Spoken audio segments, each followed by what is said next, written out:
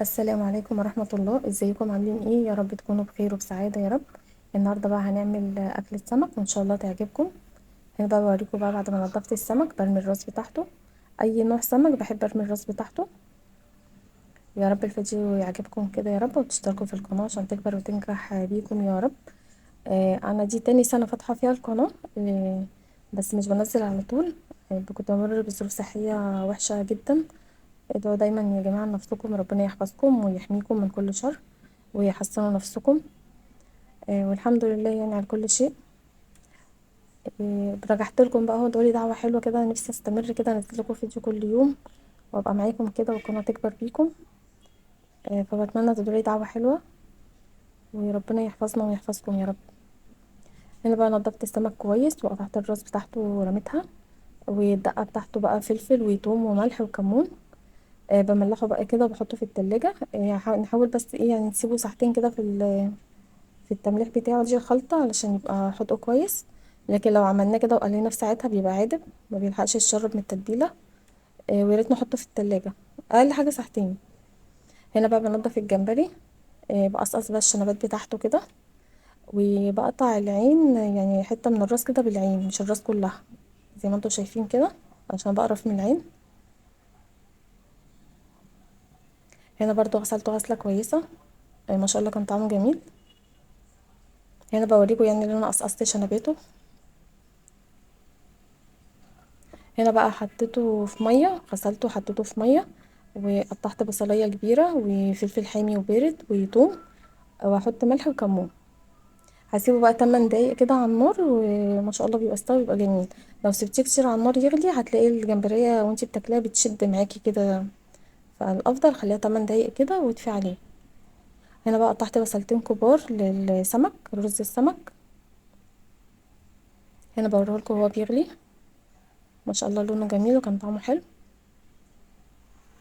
هنا بقى تحت بصلتين كبار هحمرهم بقى تحميره كويسه. بحب اغمق البصلة شوية تحت الرز، بتديله لون وطعم حلو قوي.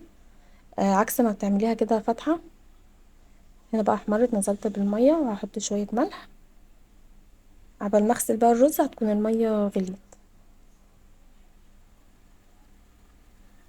ده كيلو رز على بصلتين كبار. هنزل بقى كده بيه. كده محتاج شوية مية هزوده. ما شاء الله كانت أكلة جميلة، والأسماك من الأكلات المفيدة. يعني نحاول ناكله مرة حتى في الأسبوع. هنا بوريهولكوا وهو بيغلي.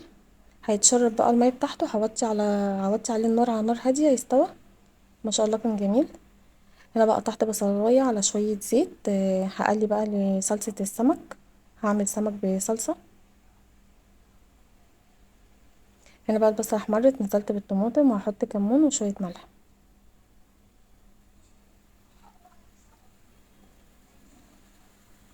هسيبها بقى تتسبك، هكون قليت السمك.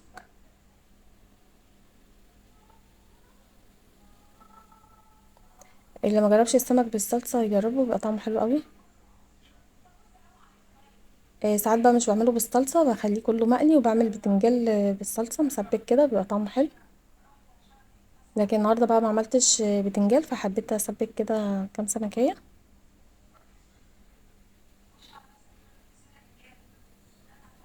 اكتبوا قولوا لي بقى مين بيحب السمك ومين مش بيحبه. انا بحب اكتر كمان سمك البحر، يبقى يعني طعمه كمان احلى من البلطي. هنا بقى هقليه. هنا بقى كان الجمبري استوى والرز كان على النار والتسبيكه بتاعت السمك اتسبكت. اخر حاجه بقى بقليها السمك عشان يبقى سخن. يعني اول حاجه نبدا في تمليح السمك ونحطه في التلاجة يقعد ساعتين بالتتبيله بتاعته عشان يتشرب التتبيله يبقى طعمه حلو. لكن لو ملحناه وقليناه في ساعتها بيبقى عادب. انا كلامي طبعا للبنات اللي لسه بتتعلم.